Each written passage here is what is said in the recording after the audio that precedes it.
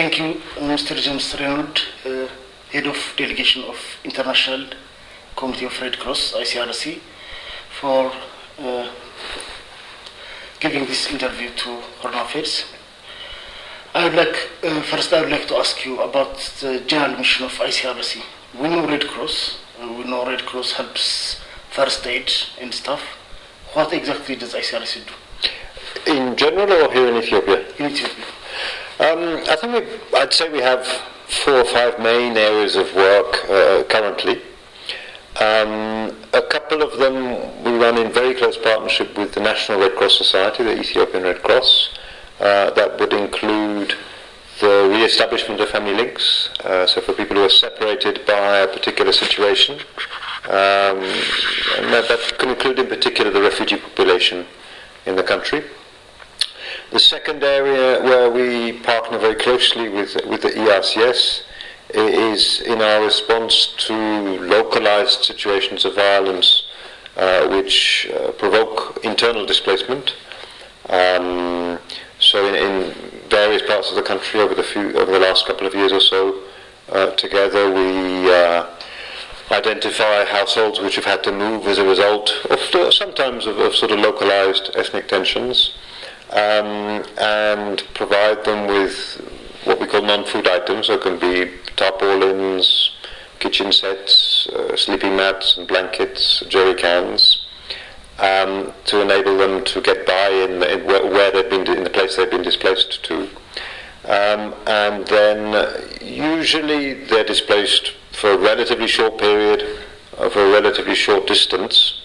And again, as and when they're able to return home, we try to provide seeds and tools to enable them to kind of re-establish their livelihood. For example, in this week we have a lot of colleagues in East Haragi doing such a distribution.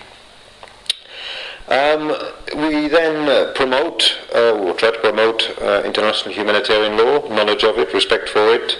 Notably through sessions with various bodies. I mean, the Army, Federal Police, regional police forces would be key target populations for that program.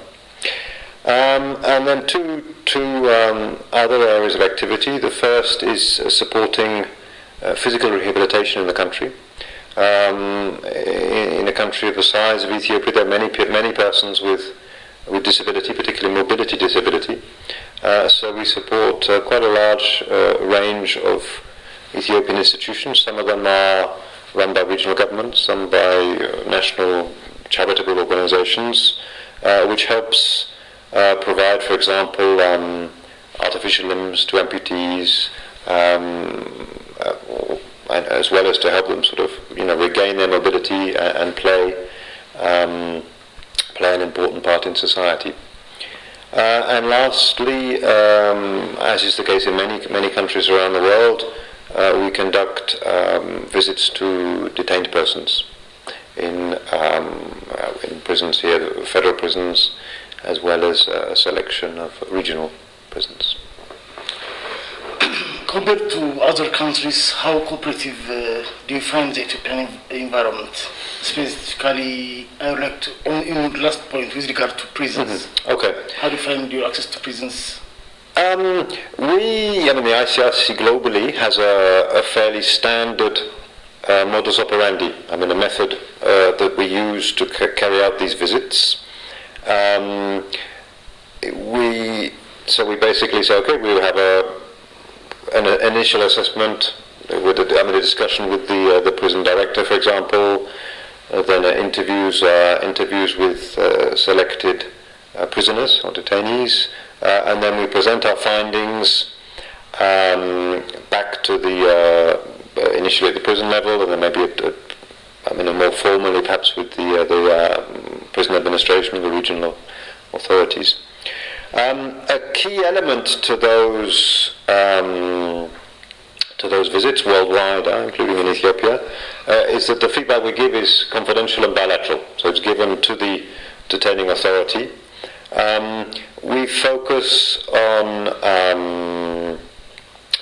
on looking at treatment and conditions of detention, and our goal is to ensure that they're appropriate. I mean, in line with international standards, also with national legislation.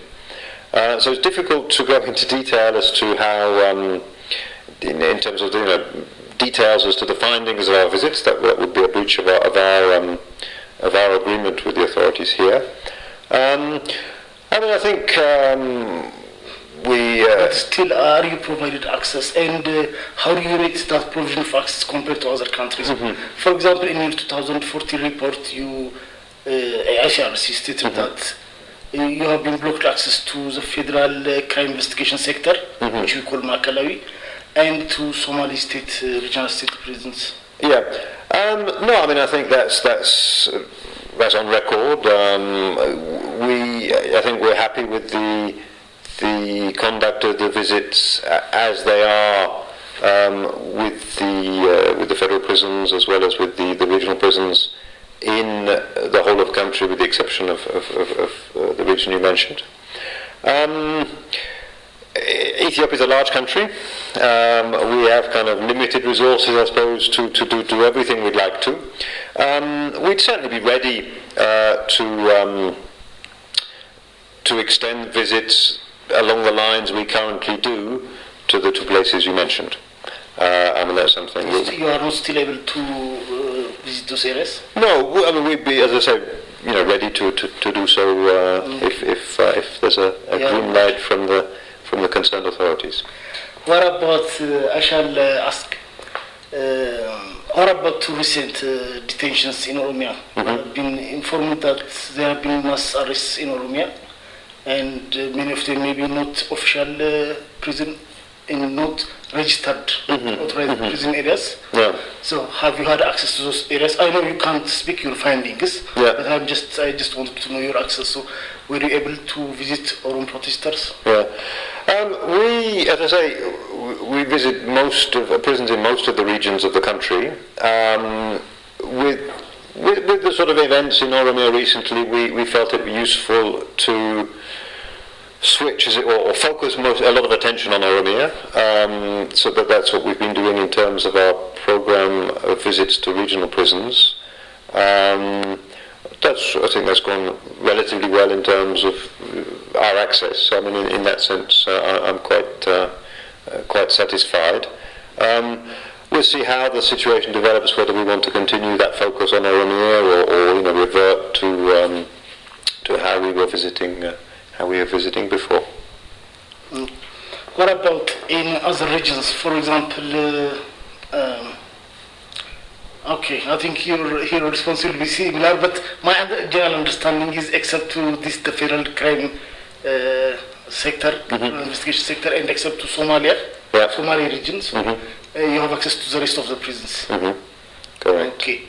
And you don't have anything to add on that? No, I mean, I think, as I said, Ethiopia is a large country, so there are, different, the sort of problems we encounter in different parts of the country vary a little bit, I think, from place to place. I think we're quite, and also I suppose the kind of response we try to bring.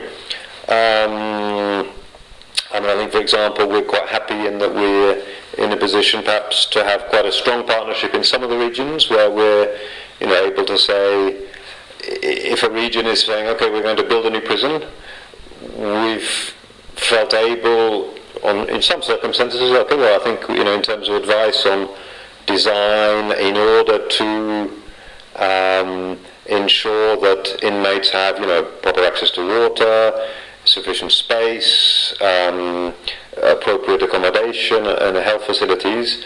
So I think I'm quite happy that we've been able in some regions of the country really to develop that level of trust and confidence where the authorities will consult us on particular issues, and we hope that when those buildings are completed a couple of years down the line, it will mean there'll be better conditions for those who are detained, and less issues of having to sort of do repairs and rehabilitations, which is what we do in some other regions for the time being. What about administrative and regulatory frameworks, even with regard to prisons, but we can also talk about the actions of the police and even the military. In terms of the protection of detainees, the handling of protesters, riots, or it can even be any kind of activities which fall under humanitarian principles. I understand that you give trainings, you provide capacity building supports, but what about the regulatory frameworks, the kind of things that ensure prisoners' detained rights? Or do you see any progress in that regard? I mean, I think, as you say, we've done over the last, about the year or so I've been in Ethiopia, we've had a couple of different training programs, both with the ENDF as well as with federal and regional police services.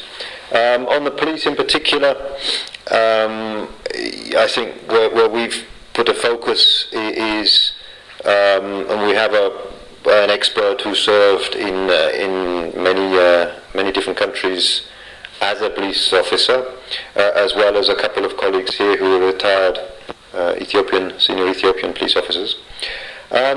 So I think in the training there, what we've tried to focus on is to say, in terms of use of force, in terms of powers of arrest, in terms of powers of detention, it's important that any law enforcement actor, wherever it may be, here in Ethiopia included, has the tools in terms of knowledge, best practices, to be able to carry out their duties, but also to carry them out in such a way that there's a sort of minimum of impact unnecessarily on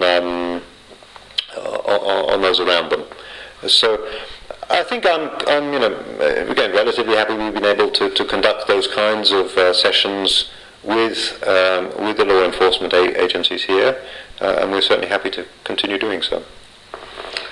What about with regard to displaced people? For example, even with the flood, we have tens of thousands of people displaced. And what's the ICRC doing on that? Either I don't know, or with your partners. But what's the progress on that? As I said, I think we're very much in a strong partnership with the Ethiopian Red Cross Society, and we've done quite a lot of work. We focus more, given our own sort of mandate, focused on persons sort of displaced as a result of localized violence, rather than on flooding per se. I think sometimes the sort of competition for scarce resources, can be for access to water points, or access to grazing land, or land in general, can provoke localized violence. It's also something that probably the very poor rain last year that had provoked such widespread food insecurity in the country has also perhaps exacerbated some of those tendencies in the last few months. But as I said in introduction, or in answer to your first question, I think we're happy to be able to try and bring some quick response when people are initially displaced, and also provide them a sort of helping hand when they can return back to their own villages. And certainly the partnership we have with the ERCS in that respect is invaluable. They have good knowledge of the situation on the ground, a body of volunteers who can be quite quickly motivated and mobilized who are motivated and can be mobilized to bring that relief to people who are in a difficult situation, usually, hopefully, temporarily. You mentioned food security. Speaking of it, there is a perception that humanitarian partners, Ethiopia's humanitarian partners, are less assertive than they are supposed to be in these regards. For example, in terms of in terms of speaking out about the number of people who need aid, or the scale of the crisis. So, generally speaking, or speaking in behalf of ICRC, why is that the case? I imagine you are more outspoken in another country. I mean, as I say, the sort of mandate of the ICRC is principally around persons affected by violence or conflict. The food insecurity in Ethiopia this year, I guess, is mainly a result of the El Nino provoked differing rainfall patterns and so on. I think, I've sort of seen here there is a very robust response on the part of the government of Ethiopia.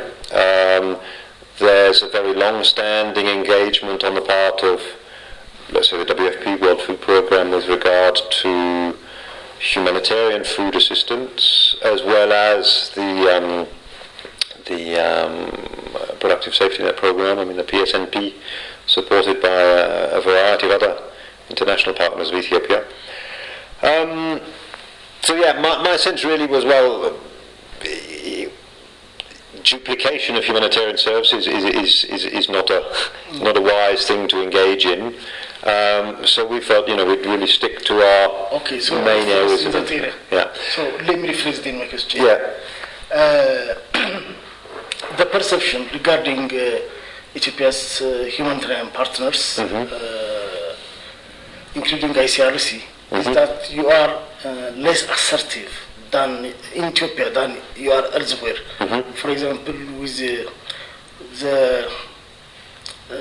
humanitarian, the adherence to humanitarian principles, or like the kind of things you mentioned earlier, like prisons, etc.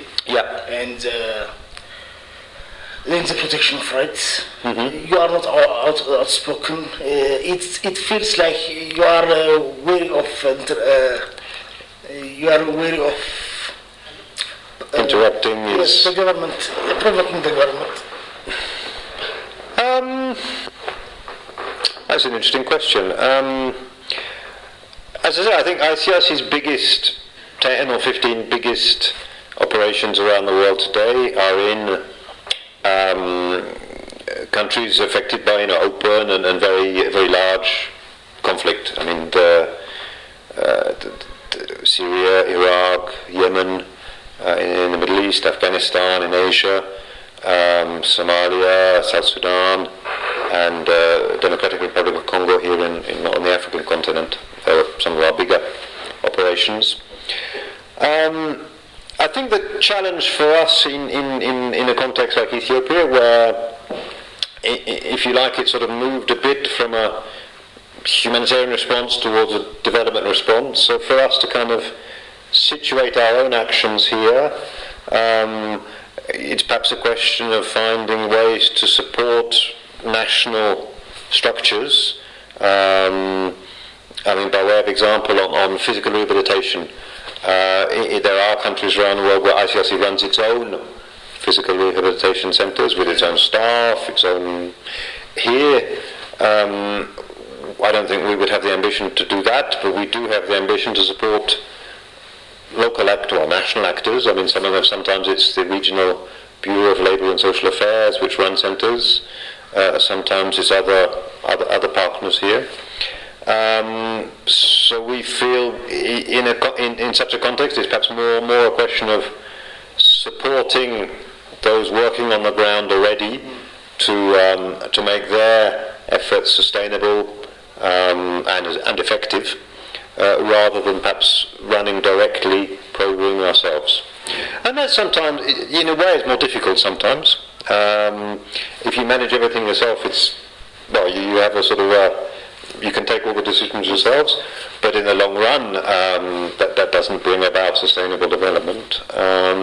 Yes, but at the same time, how do you measure your progress? Because there is perceptions that, especially at least from the critics of the current government, that the government they feel the government is part of the problem. So is that if you are working within the system and if you are giving the recommendation to the government and if it's confidential, then how do we know what ICRC is doing, or whether ICRC is adding value?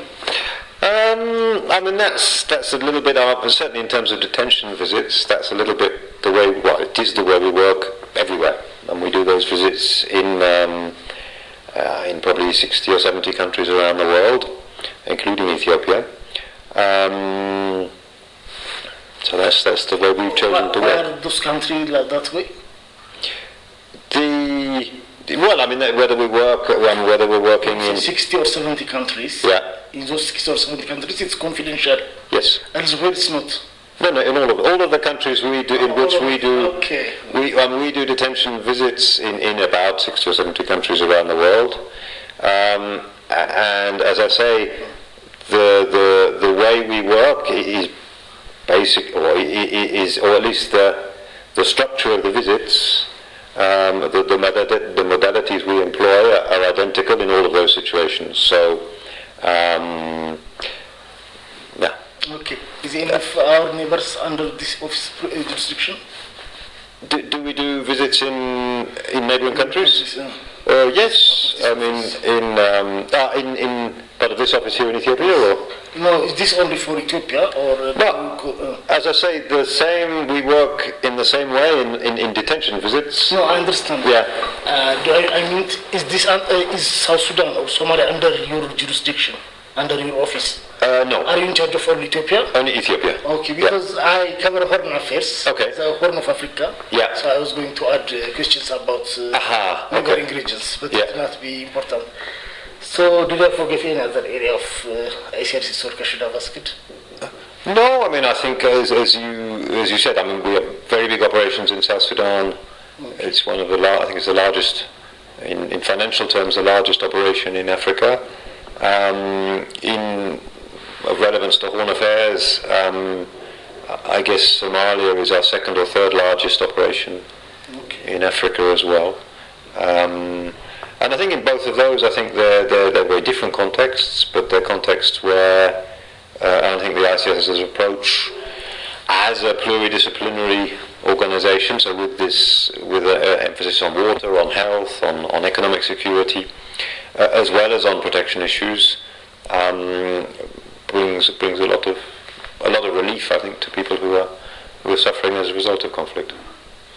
I think Ethiopia's ICRC office will mark 40 years next year. Yes. So, are you planning anything about that?